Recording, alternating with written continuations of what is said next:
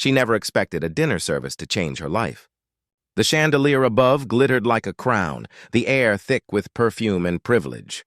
Silver cutlery clinked softly, conversations whispered of power and wealth. But then, silence. A sudden sharp sound of fabric tearing sliced through the room. Every head turned. At the center of that elegant chaos stood a young black woman, her uniform ripped open by trembling, furious hands. The woman who had done it, pale, elegant, and full of venom, spat words that froze the entire restaurant. She believed she was disciplining a waitress. She believed she could humiliate her in front of everyone and get away with it. But what she didn't know was who was watching.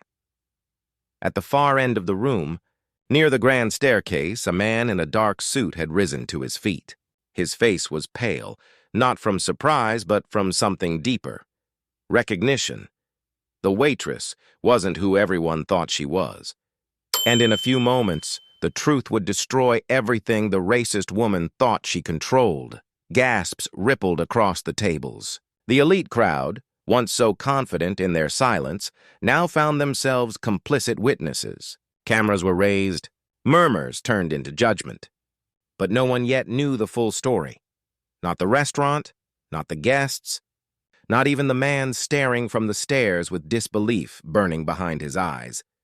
Because that woman, the one being humiliated, was not a server. She was the reason the restaurant even existed.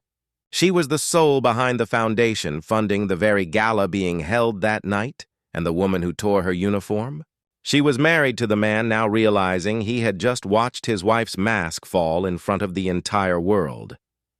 No one at that table would ever forget the sound of that tear, not because of what it revealed, but because of what it exposed. What happens when hatred collides with truth, and power belongs to the person you just tried to destroy? This is the story that shocked an entire city. The night before the gala, Amara stood in front of her mirror, fastening a simple pearl earring, one her grandmother had given her when she graduated college. It wasn't flashy, not like the jewelry she'd seen at charity events before, but it was hers. Everything about her life had been built that way, quietly, piece by piece, through work that no one ever applauded but everyone benefited from. By day, she was the founder of the Mosaic Foundation, an organization that funded scholarships for underprivileged black youth in the city. By night, she worked tirelessly to negotiate donations, partnerships, and corporate sponsorships from the same elite circles that had once looked down on her. She never saw it as a fight, more like a bridge-building mission, a way to turn prejudice into progress. She'd grown up in the South, the daughter of a teacher and a mechanic, in a house that smelled of warm cornbread and engine oil. Her parents had raised her to believe that education was the one thing no one could take from you. That belief had carried her through ivy-covered university halls, where she was often the only black woman in the room. It carried her still now, as she stepped into boardrooms full of polite smiles that didn't always reach the eyes. The gala tonight was meant to be a celebration, a culmination of years of work. The Mosaic Foundation had finally partnered with one of the country's largest luxury restaurant chains to launch a mentorship program for young chefs from low-income backgrounds. The restaurant hosting the event, the Vellum House, was a symbol of prestige, exclusivity, and money. And for the first time in its history, it was opening its doors to celebrate diversity. Amara's husband, Daniel, had arranged most of it. Calm, polished, and almost disarmingly kind, he moved through high society with effortless grace. Few knew that the man who often appeared beside billionaires at fundraisers had once shared a single-bedroom apartment with his mother, surviving on food stamps and night shifts. His success in the tech world had made him a quiet millionaire, but he hated attention. He was content to let Amara shine. That morning, as they prepared, Daniel had kissed her forehead and whispered, "Tonight's your night." "Don't let anyone dim it," she smiled. She didn't know how right and how wrong he would be. By evening, the Vellum House glowed like a chandelier come to life. Valets rushed, waiters glided, and the hum of conversation rose like soft music. Guests in tailored tuxedos and glittering gowns filled the hall, their laughter echoing off marble columns and gold-framed mirrors. To anyone watching, the night was perfect, and Amara, dressed in an ivory gown of minimalist elegance, was perfection itself. She moved gracefully between tables, greeting donors, exchanging warm smiles, and accepting congratulations. Many guests assumed she was simply part of the hosting team. Only a few knew she was the mind behind the entire event.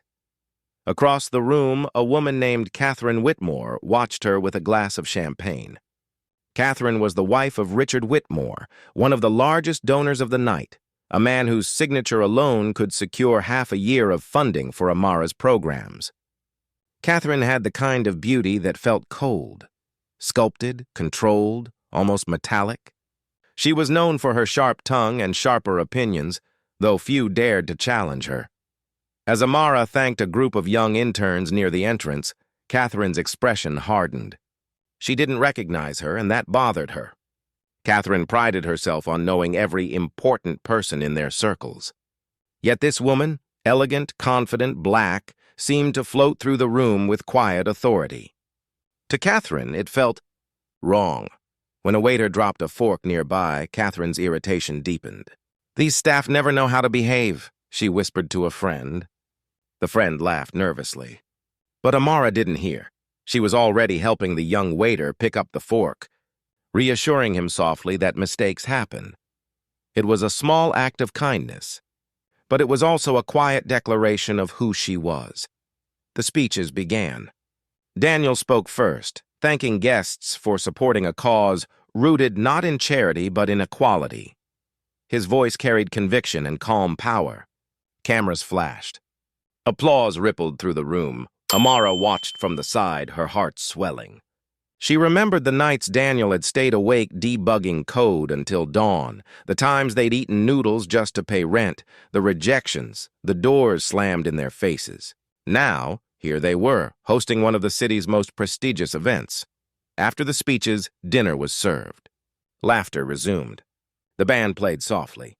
It should have been the happiest night of her life. But behind the laughter, something darker was growing, a tension that Amara couldn't name yet. Near the end of the evening, Amara excused herself to thank the restaurant staff in person. She always did that. She believed gratitude belonged not only to those in tuxedos, but to those in aprons and name tags. The kitchen was bustling, full of motion and warmth, a stark contrast to the polished chill of the dining room. The head chef greeted her with genuine pride. "We couldn't have done this without you," he said. "Your foundation's partnership means everything to these kids," she smiled, humbled. "The credit belongs to them," she replied. As she turned to leave, a waiter handed her a tray. "Ma'am, could you please take this to table 12? The guest asked for another bottle, and I'm running behind." Amara hesitated.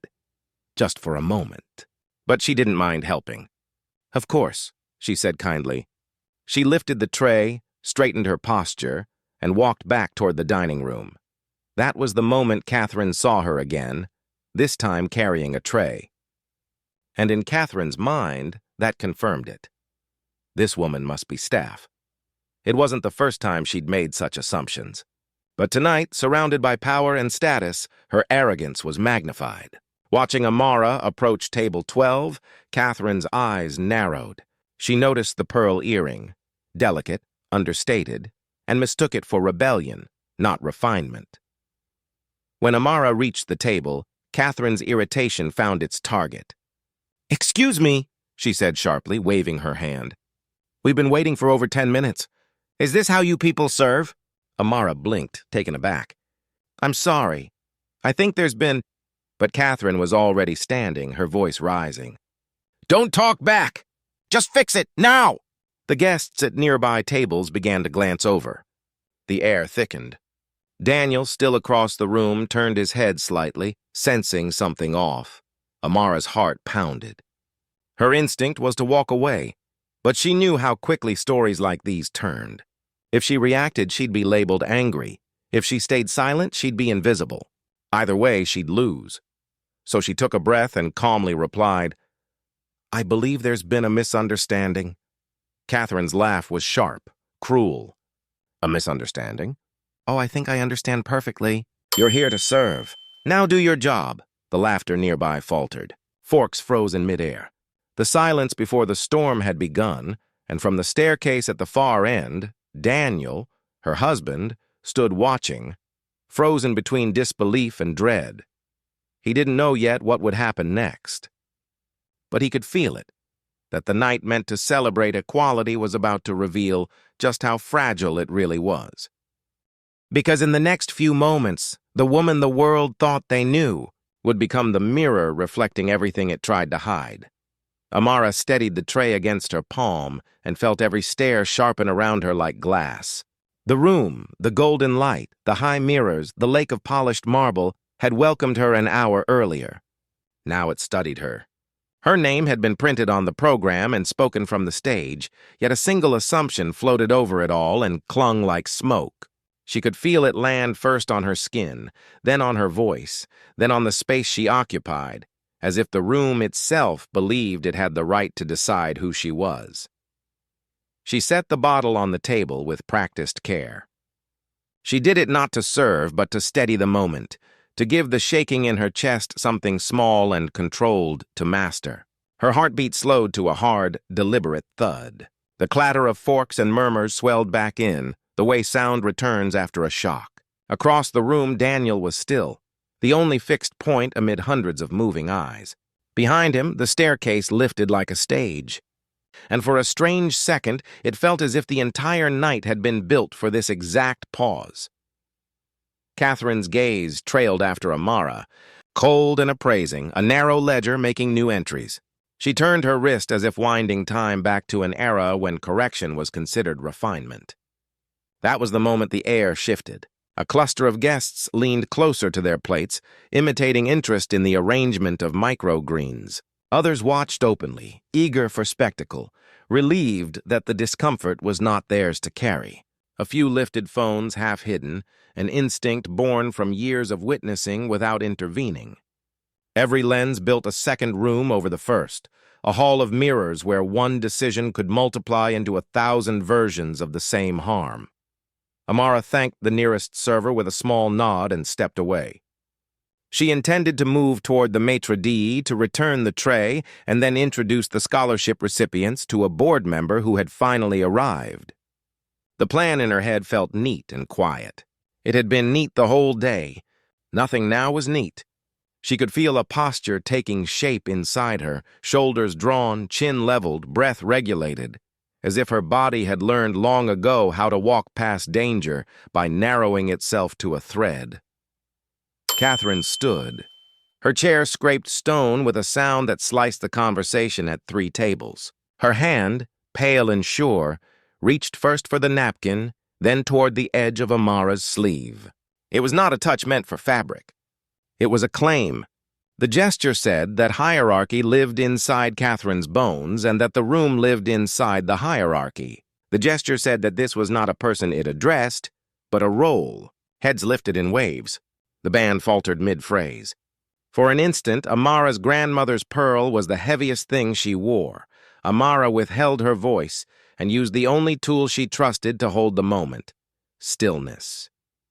In her stillness lived every classroom where she had been mistaken for the assistant, every boardroom where she had been invited to take notes rather than take the seat reserved for her, every corridor where a security guard had decided her badge meant less than it said.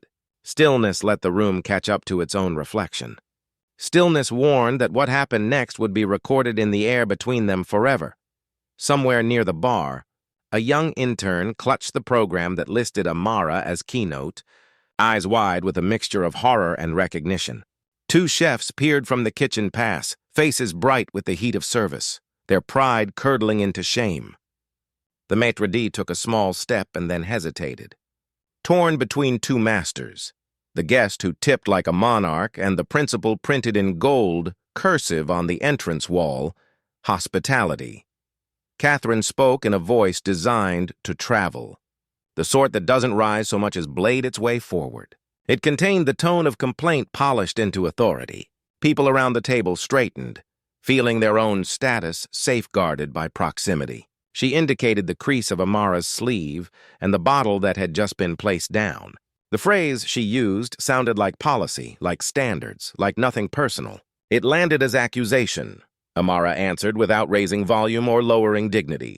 She shaped her words the way one might shape a fragile object for transport. It was the kind of calm that costs energy like blood. She stated that a staffer had asked for a quick hand and that she had obliged, that she was moving now to continue the program. She used no title, no credential. She offered humanity as the proof of belonging. For a second, the logic pressed against the moment and found no purchase, like a key turned in the wrong lock. Catherine stepped closer. The light caught the hard facets of her necklace and threw tiny stars across Amara's gown, as if trying to bless the harm with glitter. The guest's silence shifted into something with weight. Daniel started forward, then stopped. He saw two possible futures and knew one required patience and witness, even if patience burned. Catherine's fingertips pinched the edge of Amara's cuff and tugged.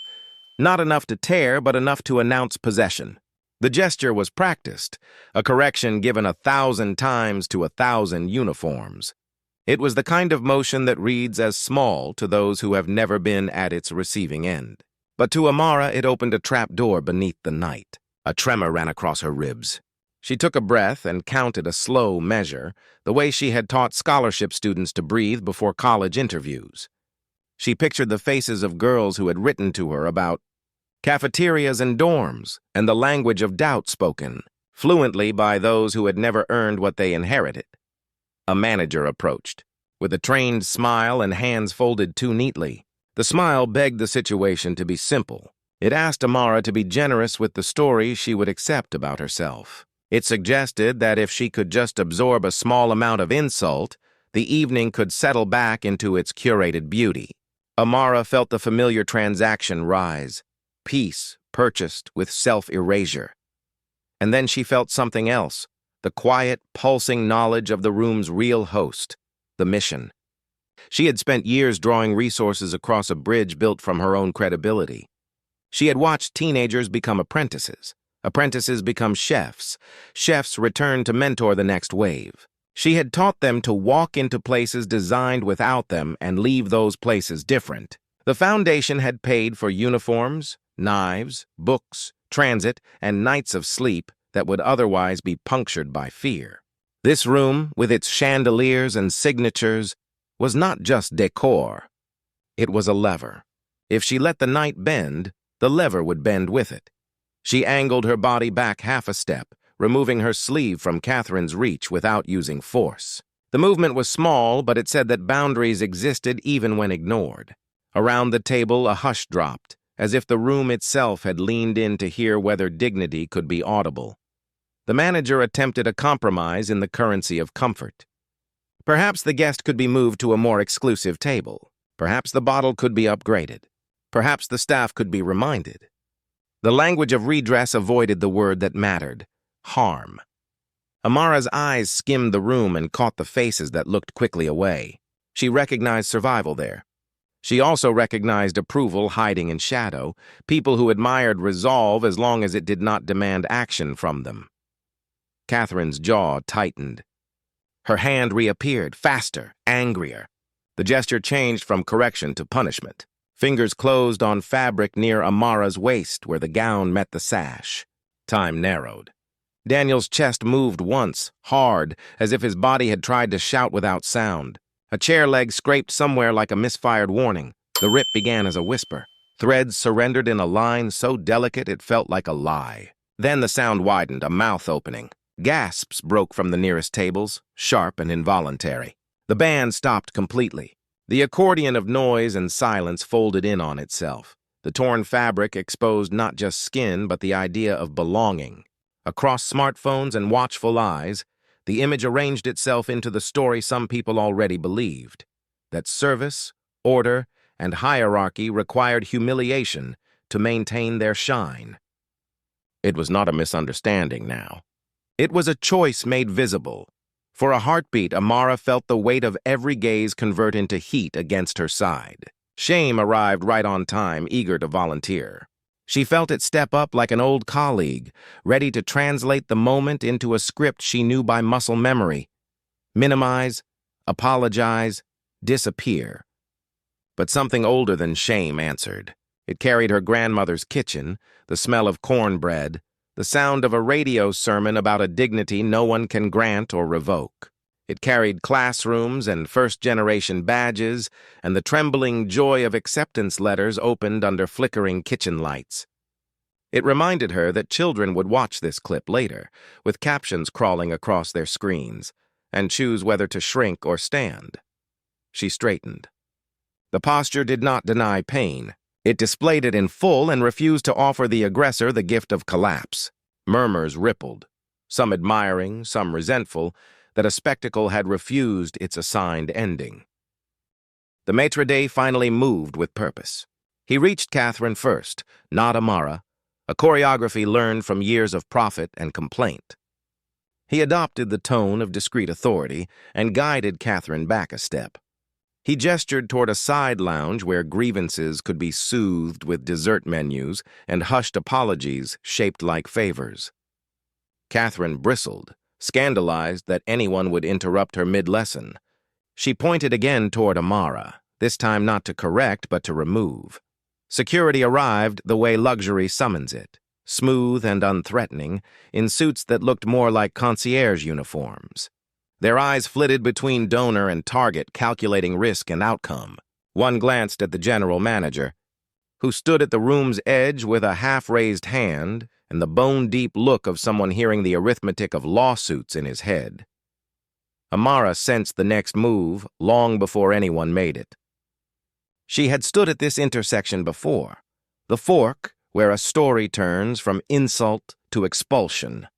The lasered politeness of the guards told her the direction they preferred. She did not wait for their hands. She took a step toward the staircase instead, toward height and sight lines and the still figure at the landing. Daniel started down as she moved up. In the middle distance, they were a geometry, a diagonal that cut the room in two. Faces pivoted along the line, tracking the approach of two truths, the one the room had assigned and the one it was about to meet. Daniel's eyes held the heat of 1,000 swallowed protests, and the kind of restraint that loves someone enough to let them choose how to be seen. At the third step, Amara paused. The pearl at her ear hovered like a planet. She turned, slow enough to claim the space as hers, and fast enough to deny anyone time to own it. The young intern near the bar lowered the program, breath held. In the kitchen pass, the head chef placed both palms flat on the counter as if preparing to brace the building. A woman at a corner table, who had once been a scholarship recipient herself, but was now cloaked in the safety of corporate success, tapped her phone's record button. Her hands shook. She did not yet know whether she would forward the clip to legal counsel or to her niece. Across from her, an older man with a lapel pin indicating public office leaned back into the dark, considering which direction the wind would be blowing in the morning.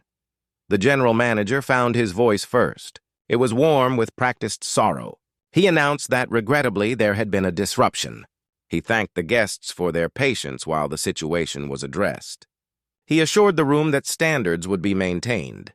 He avoided names. Names make things real. Amara felt a new cord tighten along her spine, anger, clean and clarifying. It did not make her shake. It made her see. She saw the waitstaff who had been coached to carry grace like a tray while swallowing abuse with their shift meal. She saw the scholarship students standing just outside the ballroom, holding their speeches and waiting to be introduced to donors who might now decide they were too complicated. She saw Catherine's face harden into a mask that would later tell a story of being threatened by insolence. She saw the hesitation in good people who had been trained to think goodness is quiet. She climbed another step. The chandelier's crystals flashed like 1,000 small yeses. Daniel reached the base of the stairs and stopped, giving her the stage without a word. He knew that the strongest rescue sometimes looks like room. In the air above, the balcony's cameras winked red. One belonged to a streaming service hired to capture B-roll of the gala for the foundation's upcoming promotional video. Another belonged to a tabloid that had attached itself to high society like a remora. A third belonged to a guest who had arrived late and planned to trade footage for followers. The story was already multiplying into versions that would outnumber the people in the room. A server with a stitched name tag, cheeks flamed with second-hand embarrassment, slipped toward Amara with a shawl folded over her forearm. She offered it the way one offers a lifeline, quiet, respectful, without expectation. Amara accepted and wrapped it across the torn seam. The gesture felt like a bridge between two kinds of labor, the one the room paid for and the one it demanded for free. The general manager approached the foot of the stairs. His smile had cooled into something administrative. He requested, without requesting, that Amara accompany him to discuss the disruption. His gaze slid toward the door that led to back-of-house offices, not the door that led to the stage. The message was clear. Important conversations happen out of sight. Amara's pulse counted a measure of silence that felt like a drum before a march. She looked past the manager to the scholarship students clustered near the entrance. They stood in borrowed suits, shoes too stiff, hope too big for their pockets. One held a note card with a sentence about being the first in his family to believe that a kitchen could hold a future, not just a paycheck. Another touched a bracelet she had braided the night before for luck. The room felt like a scale. On one side was peace purchased by retreat. On the other side was the storm that comes with insisting that what was torn be named, not hidden. She heard the advice of mentors who had told her to pick battles, to move strategically, to remember that power prefers harm to be handled in hallways. She also heard the laughter of girls in summer programs who had taught her, without meaning to, that courage is often a group project started by one person. Catherine's voice slashed the air again, this time sharper, demanding removal. She framed it as safety, the oldest costume for dominance. She invoked the idea of standards, the quickest way to launder prejudice into policy. Heads bobbed as if attached to strings pulled by habit. Others stilled, eyes bright with the dissonance of watching something true collide with something comfortable. Daniel lifted his chin almost imperceptibly. It was not a signal to act, but a reminder that he stood there and would remain there, that if the room closed around Amara, it would close around him as well. The gesture steadied her. Not because she needed permission, but because the work ahead of her required witnesses who would refuse amnesia. Amara began to speak. She did not project like an orator. She simply allowed her voice to belong to the space that had been paid for by years of labor and love. She named the event and its purpose, the students, the program, the future dinners these tables would host, run by chefs no one had bothered to imagine until now. She did not name Catherine. She named the act. She called it what it was, stripped of polite synonyms. The word hung in the crystal-lit air with a weight that demanded redistribution. A rustle moved through the crowd, some discomfort, some relief, some offense that a word had been said out loud that many preferred to keep trapped behind their teeth. The general manager's expression collapsed into panic-smoothed neutrality. He looked toward the owner's table, where the people who measured reputation in quarterly reports sat as if deciding whether a virus had entered their PR bloodstream. A board member with a donor's smile stood as if to interrupt, then sat again when his wife's hand found his sleeve. He was calculating where the headlines would fall. Near the back, the public official touched his lapel pin with 2 fingers, a private oath to whichever side emerged dominant by morning. The scholarship students found each other's eyes. Their faces held a new quiet heat, the kind that turns fear into resolve. They edged closer to the stairs, not to shield but to stand in view. The interns near the bar raised their phones higher, no longer sneaking. A line had been crossed. Record-keeping felt like duty. Security hovered in a semicircle that pretended to be concern. Daniel watched their feet, not their hands. He knew that movement begins in the body long before it writes itself into action. He slipped a hand into his jacket, not for a wallet or phone, but to touch the folded envelope that contained the final paperwork for a multi-year endowment gift set to be announced at dessert. The paper crackled softly, a reminder that money can be both shield and weapon, depending on how and when it is deployed. Catherine's composure frayed. She demanded control of the narrative the way someone accustomed to winning demands oxygen. She framed herself as the guardian of refinement. She gestured toward guests, recruiting their silence as consent. A few offered her sympathetic looks, eager to return to courses and conversation. Others stared at the floor, negotiating with their conscience like haggling in a market. The head chef emerged from the kitchen and stood beside the maître d'. His coat was spotless, his eyes fever-bright. He had agreed to host this gala because he believed in the program more than in profit. He had also told his team there would be zero tolerance for mistreatment. He could feel every promise he had made to young cooks pull tight like a knot. He looked to the owner. The owner looked at the donor list. The donor list looked like power. A soft, mechanical whir cut through the murmur. One of the balcony cameras had pivoted, zooming toward the staircase. A live feed splashed onto a screen in a side room where the social media team prepared posts about the evening. What had been a celebration montage, smiles, clinks, applause, faltered on an image of a torn gown and an unblinking stare. A junior associate in that room pressed her lips together and didn't click publish. Instead, she opened a new document and began to type statements she suspected they would need by midnight. On the floor, the general manager tried another tactic: urgency wrapped in civility. He suggested that, for the sake of the students, it might be best to keep the night positive. He offered to fast-track the scholarship presentations and ensure that Amara received a standing ovation. It sounded generous. It was a request for silence dressed as honor, Amara's shoulders lowered by a fraction, not in defeat, but in decision. She understood the calculus offered: move along or risk losing the room. But the room, she realized, was already lost if it required her to erase what had happened to make it comfortable staying. She breathed in through the pain at her side and let the breath carry a different arithmetic: that the mission had always been bigger than any one donor, bigger than any dining room. The mission had survived earlier rooms with worse lighting. She took another step, reaching a small landing where the sound changed and felt like weather. A memory uncoiled. Standing at a community center podium years earlier, hands shaking as she asked 12 strangers to believe in a dream with her. That night, the microphone had crackled and the coffee had been lukewarm and the chairs had wobbled, and still those 12 had believed. This room was fancier.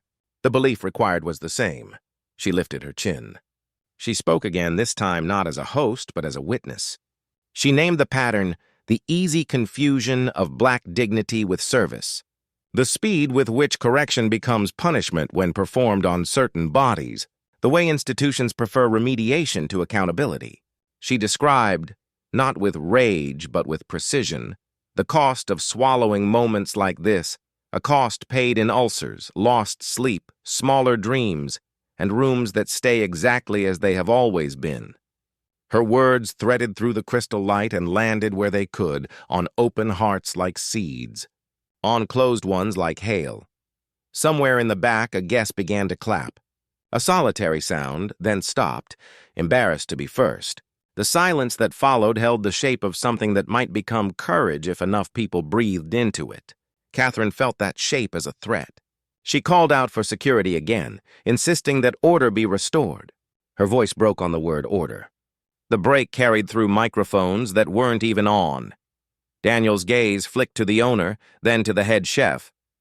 He saw men who understood knives and margins and the temperature of a room seconds before it boils. He saw them hesitate on the edge of their better selves.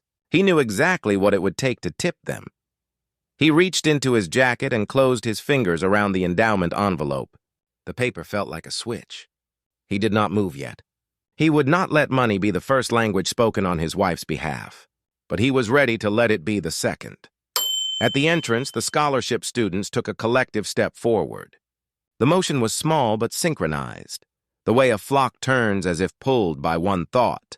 Their faces carried fear that had learned endurance and pride that had learned to be quiet. They were watching for what to do the next time something like this happened to them, when no cameras were present and no donors hovered. This moment was rehearsal for their lives. The general manager lifted a hand to security. It looked like a request for patience. It also looked like a trigger. The nearest guard adjusted his cuff, eyes dropping to Amara's wrist as if checking for a band that would authorize her presence. He began to move, slow enough to keep the optics friendly, steady enough to arrive. The room's electricity shifted from simmer to pre-boil. A smear of fear crossed Daniel's face and vanished. He had learned to hide fear long ago because it rarely helped him in rooms like this. He stepped to the first stair and spoke a single sentence only he and Amara could hear, a promise shaped like a quiet anchor. She did not turn. She did not need to. She felt it settle around her like the shawl. Catherine straightened, relief touching the corner of her mouth as she watched security close in. She imagined the story already. A disruptive staffer guided away, an event salvaged, a lesson reinforced. She could return to dessert. She could retell the tale later as proof that standards still meant something in a crumbling world. The security guard reached the third step and extended a hand. His palm was open, the way one presents courtesy before control. He used her name, trying to wrap dominance in familiarity. He asked for a conversation in the office out of respect for guests. He did not realize that respect for guests had been the vector of disrespect for the person hosting them. Amara looked at the hand and then at the faces beyond it, the hungry crowd of phones and eyes. She recognized the invitation to vanish. She recognized that acceptance would efficiently protect the evening and efficiently harm everything the evening claimed to celebrate. She recognized that the footage would end with her exiting, the story cut at the exact point where complicity prefers to fade to black. She did not take the hand. She drew in breath to speak again, to lay down truth with the careful calm of a surgeon cutting in the right place. And just then, beyond the semicircle of security, beyond the marble and the flowers and the glare, a new figure stepped into the doorway at the far side of the room, a late-arriving donor who had never missed a chance to be photographed on the right side of history when it cost nothing, a man whose company had signed a partnership agreement with the foundation the previous week, a man who had also contributed generously to causes that liked to polish their names with diversity. While keeping their boardrooms pale, he scanned the scene and smiled the smile of someone who believed he could fix anything with a handshake. He started toward the stairs, PR calculation already humming in his stride. The room's attention split between him and Amara, as attention always does when money enters a story about harm. A hush folded over the hush. The guard paused at the third step. The owner's chair creaked. The head chef touched the edge of his jacket as if checking whether it still fit. And up on the landing, framed by crystal and cameras, Amara lifted her chin once more, ready to choose between the kind of peace that costs a future and the kind of storm that builds one. The guard took another step. Daniel slid his hand from his jacket. Catherine's mouth formed the shape of triumph. The late donor lifted his arm to wave. The chandelier trembled, scattering light like a rain of tiny meteors. What happened in the next breath would decide whether the night became a cautionary tale told in whispers, or a turning point the city would not be able to forget. The chandelier above her trembled, not from wind, but from the collective breath of 100 silent witnesses. Every light in the hall seemed to press down on Amara, framing her in cruel brilliance. Her shawl barely hid the torn seam of her gown, but she stood taller than the staircase itself. For a heartbeat, the world froze between the pull of two forces, submission and defiance. The security guard's hand hovered, open and false in its politeness. Behind him, Catherine's smile stretched thin, triumph barely contained. Around them, the guests waited for resolution, hungry to see whether Amara would retreat quietly, as so many before her had, or whether she would make the night messy. Then came the click, not loud, not violent, just the crisp, metallic click of a phone camera shutter. The sound sliced the air like the crack of a whip. One guest, then another, then 10. The moment had been captured, immortalized. Catherine turned sharply, fury flashing in her eyes. "Stop recording," she hissed, her voice cracking the fragile shell of her composure. But it was too late.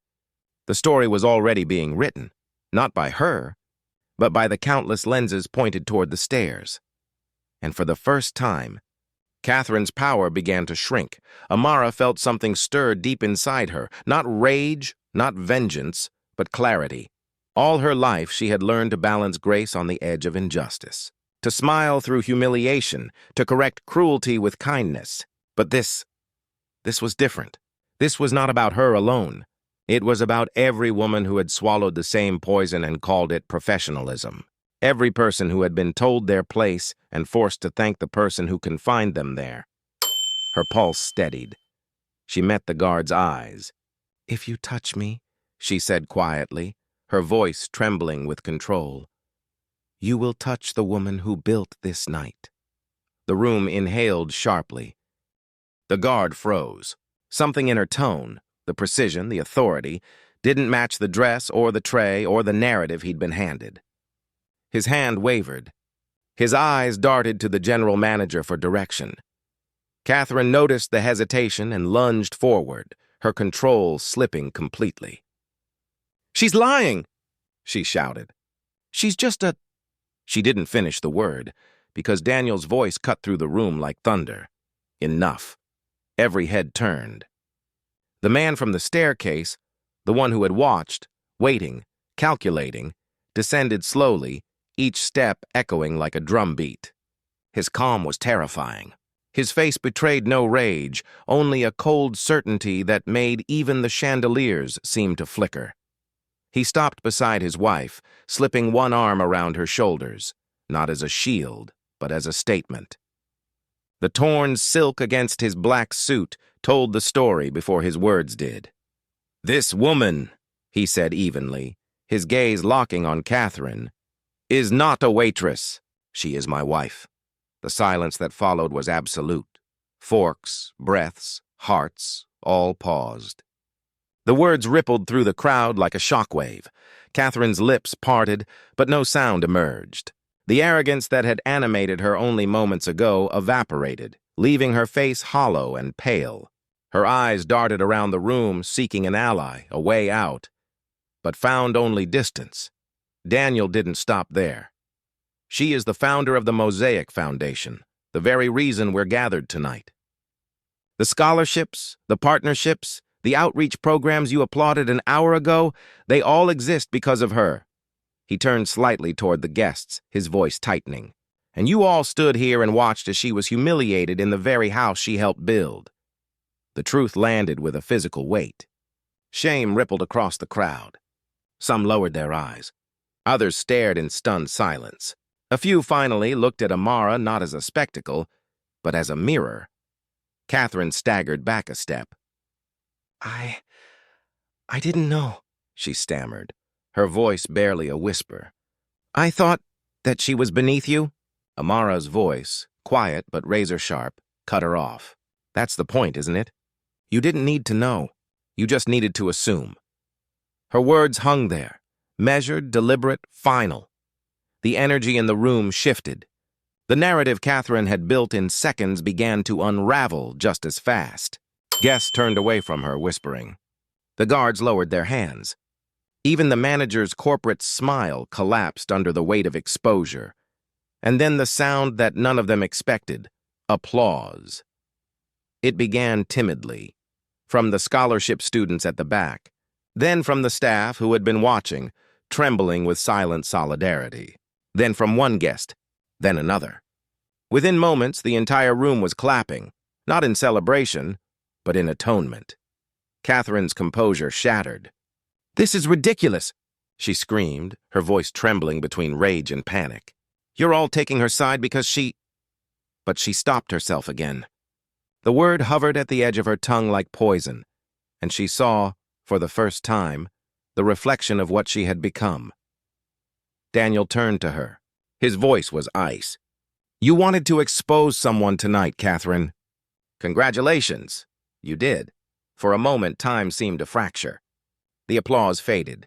The sound of cameras resumed, steady and merciless. The scandal was no longer avoidable. It was alive. The name Catherine Whitmore was already being typed into captions, headlines, and hashtags. The general manager, pale as linen, rushed forward, stammering apologies. "Mrs. Daniels, Mr. Daniels, please, allow us to escort you somewhere private. We'll handle this immediately." Amara didn't move. "No," she said simply. "You'll handle it here, in front of everyone." Her voice was calm but unyielding. "Because that's where it happened." Catherine shook her head, eyes wild. "You're doing this to humiliate me." Amara stepped closer, her presence radiating quiet power. You humiliated yourself. I'm just refusing to clean it up for you. The truth hit Catherine harder than any slap could have. She looked around helplessly, but the room that once bowed to her now recoiled. Power, Amara realized, doesn't disappear. It just changes owners. The late donor who had entered moments earlier, a man with an easy smile and a politician's instincts, finally spoke up, attempting to diffuse the tension. Ladies and gentlemen, he began, perhaps we can find a way to move forward. Amara turned toward him. Forward requires acknowledgement, she said, not avoidance. Her tone silenced even him. He lowered his head. She faced the guests again. This, she said, gesturing around the hall, is what racism looks like in a gown and pearls. It's not always loud. It's not always violent. Sometimes it hides behind good manners, charity dinners, and polite applause.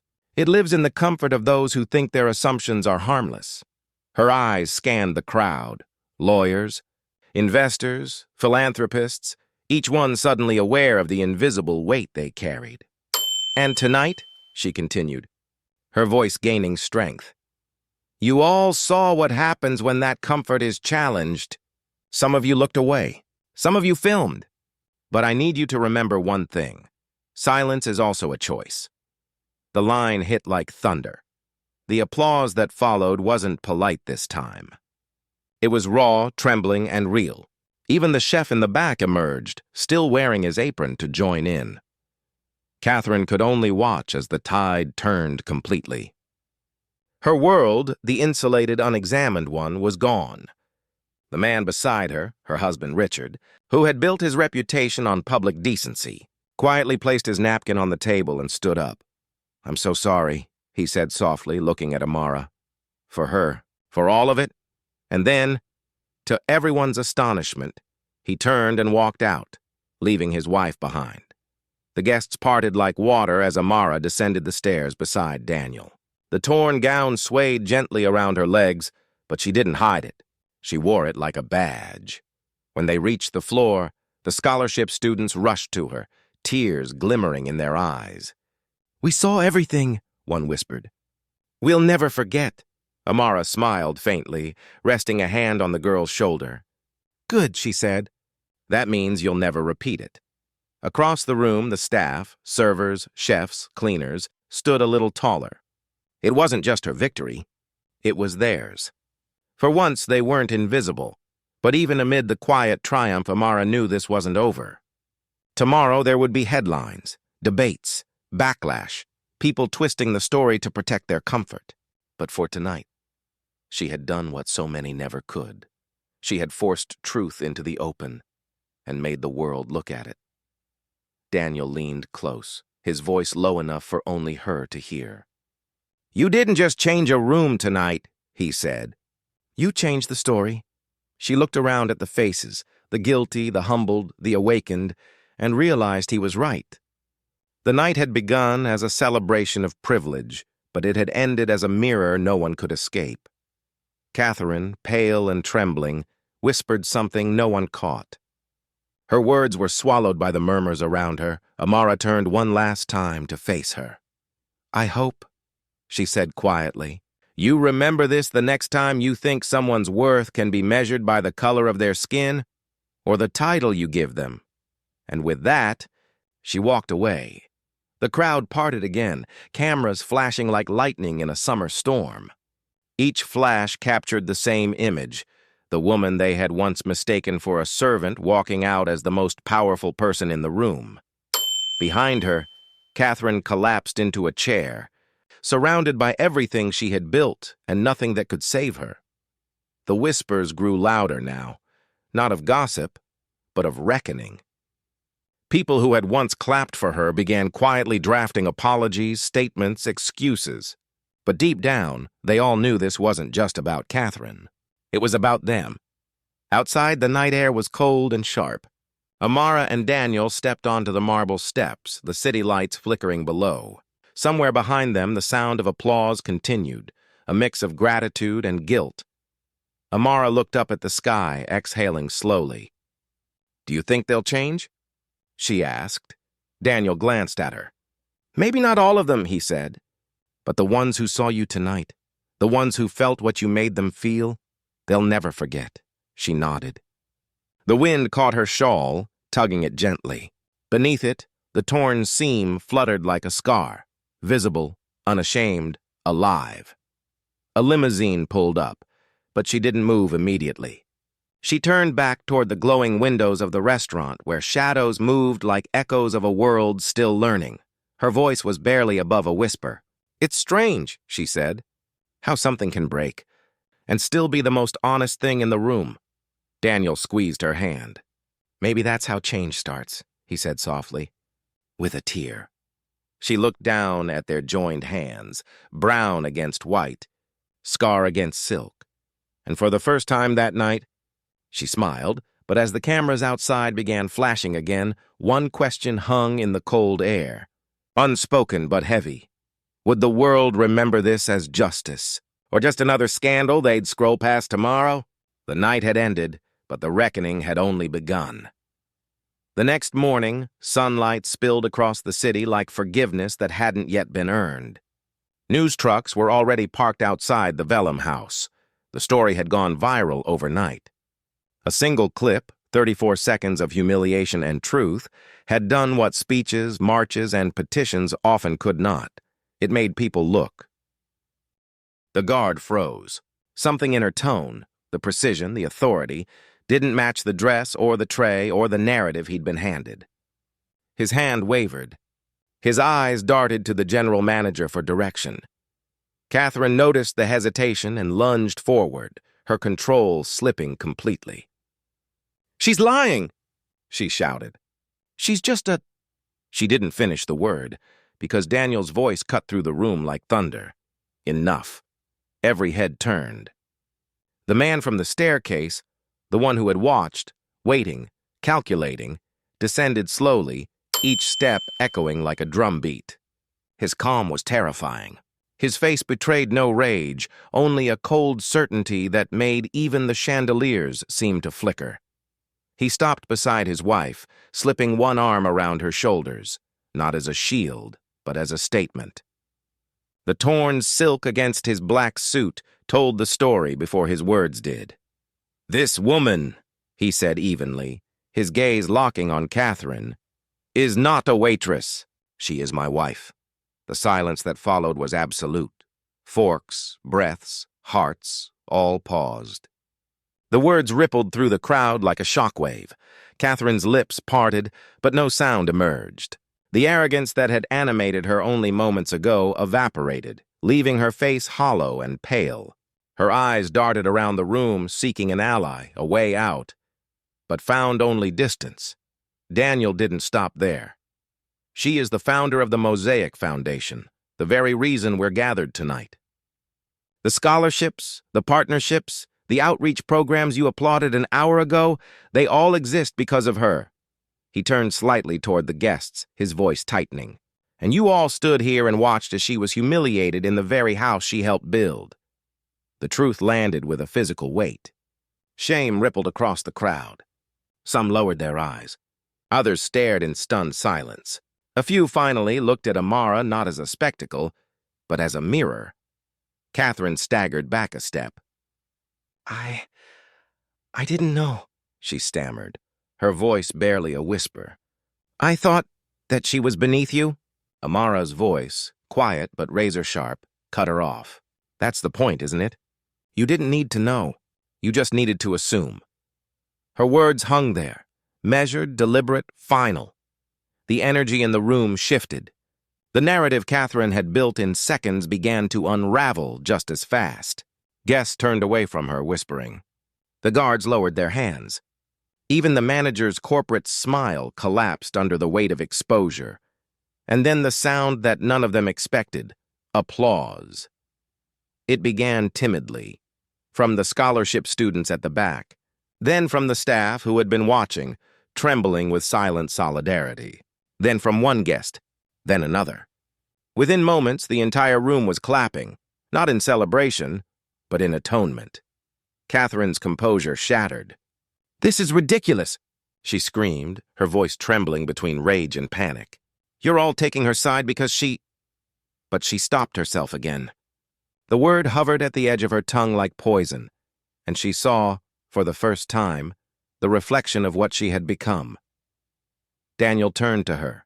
His voice was ice. "You wanted to expose someone tonight, Catherine. Congratulations. You did." For a moment, time seemed to fracture. The applause faded. The sound of cameras resumed, steady and merciless. The scandal was no longer avoidable. It was alive. The name Catherine Whitmore was already being typed into captions, headlines, and hashtags. The general manager, pale as linen, rushed forward, stammering apologies. "Mrs. Daniels, Mr. Daniels, please, allow us to escort you somewhere private. We'll handle this immediately." Amara didn't move. "No," she said simply. "You'll handle it here, in front of everyone." Her voice was calm but unyielding. "Because that's where it happened." Catherine shook her head, eyes wild. "You're doing this to humiliate me." Amara stepped closer, her presence radiating quiet power. "You humiliated yourself. I'm just refusing to clean it up for you." The truth hit Catherine harder than any slap could have. She looked around helplessly, but the room that once bowed to her now recoiled. Power, Amara realized, doesn't disappear. It just changes owners. The late donor who had entered moments earlier, a man with an easy smile and a politician's instincts, finally spoke up, attempting to diffuse the tension. "Ladies and gentlemen," he began, "perhaps we can find a way to move forward." Amara turned toward him. "Forward requires acknowledgement," she said. Not avoidance. Her tone silenced even him. He lowered his head. She faced the guests again. "This," she said, gesturing around the hall, "is what racism looks like in a gown and pearls. It's not always loud. It's not always violent. Sometimes it hides behind good manners, charity dinners, and polite applause. It lives in the comfort of those who think their assumptions are harmless." Her eyes scanned the crowd. Lawyers, investors, philanthropists, each one suddenly aware of the invisible weight they carried. "And tonight," she continued, her voice gaining strength, "you all saw what happens when that comfort is challenged. Some of you looked away. Some of you filmed. But I need you to remember one thing. Silence is also a choice." The line hit like thunder. The applause that followed wasn't polite this time. It was raw, trembling, and real. Even the chef in the back emerged, still wearing his apron, to join in. Catherine could only watch as the tide turned completely. Her world, the insulated, unexamined one, was gone. The man beside her, her husband Richard, who had built his reputation on public decency, quietly placed his napkin on the table and stood up. "I'm so sorry," he said softly, looking at Amara. "For her, for all of it." And then, to everyone's astonishment, he turned and walked out, leaving his wife behind. The guests parted like water as Amara descended the stairs beside Daniel. The torn gown swayed gently around her legs, but she didn't hide it. She wore it like a badge. When they reached the floor, the scholarship students rushed to her, tears glimmering in their eyes. "We saw everything," one whispered. "We'll never forget." Amara smiled faintly, resting a hand on the girl's shoulder. "Good," she said. "That means you'll never repeat it."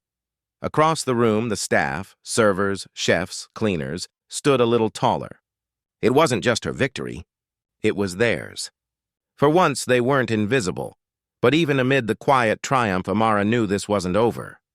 Tomorrow, there would be headlines, debates, backlash, people twisting the story to protect their comfort. But for tonight, she had done what so many never could. She had forced truth into the open and made the world look at it. Daniel leaned close, his voice low enough for only her to hear. "You didn't just change a room tonight," he said. "You changed the story." She looked around at the faces, the guilty, the humbled, the awakened, and realized he was right. The night had begun as a celebration of privilege, but it had ended as a mirror no one could escape. Catherine, pale and trembling, whispered something no one caught. Her words were swallowed by the murmurs around her. Amara turned one last time to face her.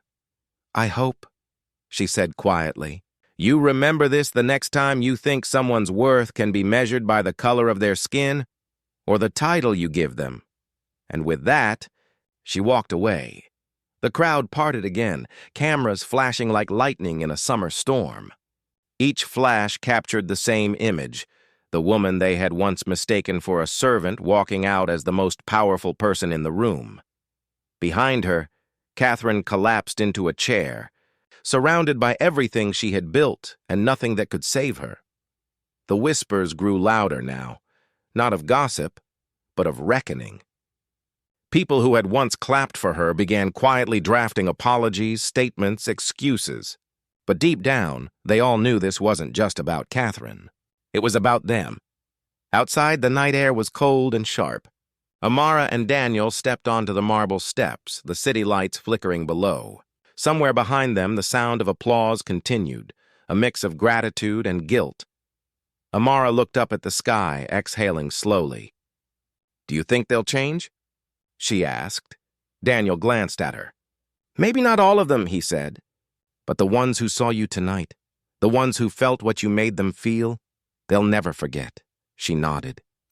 The wind caught her shawl, tugging it gently. Beneath it, the torn seam fluttered like a scar, visible, unashamed, alive. A limousine pulled up, but she didn't move immediately. She turned back toward the glowing windows of the restaurant where shadows moved like echoes of a world still learning. Her voice was barely above a whisper. "It's strange," she said, "how something can break and still be the most honest thing in the room." Daniel squeezed her hand. "Maybe that's how change starts," he said softly, with a tear. She looked down at their joined hands, brown against white, scar against silk. And for the first time that night, she smiled, but as the cameras outside began flashing again, one question hung in the cold air, unspoken but heavy. Would the world remember this as justice, or just another scandal they'd scroll past tomorrow? The night had ended, but the reckoning had only begun. The next morning, sunlight spilled across the city like forgiveness that hadn't yet been earned. News trucks were already parked outside the Vellum house. The story had gone viral overnight. A single clip, 34 seconds of humiliation and truth, had done what speeches, marches, and petitions often could not. It made people look. It showed a black woman in a torn gown standing tall at the foot of a staircase, while a crowd of wealthy guests froze in their own privilege. It showed silence breaking. It showed power shifting. It showed truth winning, even if only for a moment. But for Amara, it didn't feel like victory. It felt heavy. The kind of heavy that settles deep, like the echo of something that can't be undone. By the time she opened her phone, hundreds of messages had flooded in. Supporters, survivors, strangers, each one telling her, "I saw what they did. I've lived that too." Others were colder. Condescending apologies. "We're sorry you felt that way. You could have handled it differently. You were so brave, but maybe too confrontational." Even in apology, the world found ways to blame her. Daniel watched her scroll in silence. His hand brushed hers, grounding her. "You did what had to be done," he said quietly. "I did what no one should ever have to," she whispered. That day, Catherine Whitmore's name trended across every platform. Her sponsors dropped her. The charity board she presided over released a public statement distancing itself from her personal conduct. Her friends, those who once dined at her table, issued carefully worded comments about accountability, and yet, as Amara watched the footage replayed on every channel, she didn't smile. Because for every Catherine who faced consequence, there were 1,000 others who wouldn't. The story wasn't new. It had just been filmed this time. A week later, Amara returned to the foundation's office. The building was small but alive, walls covered in photos of students, chefs, and dreamers who'd refused to let circumstance define them. When she walked in, every employee stood, not out of pity, but respect. "Welcome back," said her assistant, eyes glistening. Amara smiled faintly. "Let's get back to work." She knew that silence could swallow even the loudest truth if you let time pass unchecked. Her story had opened a door. She wasn't going to let the world close it quietly. Within days, the Mosaic Foundation launched a new initiative, the Unseen Table, a national campaign spotlighting racial discrimination in service industries, boardrooms, and beyond. It offered legal aid for workers who faced prejudice, training for businesses to dismantle bias, and scholarships for young leaders to fight systemic racism from within. The tagline was simple: if you see it, say it. If you hear it, change it. Still, the nights were the hardest. Amara would lie awake, the sound of tearing fabric echoing in her dreams. She'd see faces frozen in shock, eyes that had looked but not acted. The humiliation replayed in silence over and over until she could barely breathe. But then she'd remember the students, their trembling applause, their brave faces watching her refuse to bow. That memory steadied her heart. It reminded her that pain, when faced, can be repurposed into power. 2 months later, Amara was invited to speak at a televised symposium on racial equality. Cameras flashed as she stepped on stage, wearing the same torn gown, repaired but not hidden. The audience murmured. Recognizing it instantly, she adjusted the microphone and looked out at the sea of faces. Politicians, business, leaders, journalists, students, the same kinds of people who had filled that ballroom and done nothing. I kept the tear, she began softly, because pretending it never happened would make me part of the problem. A ripple of silence spread through the room. What happened that night wasn't unique. It wasn't shocking to me, it was familiar. I've seen that look before. The one that decides who belongs and who doesn't. The one that assumes worth by skin, service, or silence. But that night, you all saw it too. And now you can't unsee it, her voice wavered just once. The question is, what will you do now that you know? The hall erupted into applause, but she didn't smile. Change wasn't applause.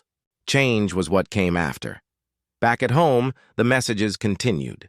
One from a young woman in Georgia who'd been fired for speaking up about discrimination at work. One from an older man who'd been silent during a similar moment years ago and couldn't forgive himself.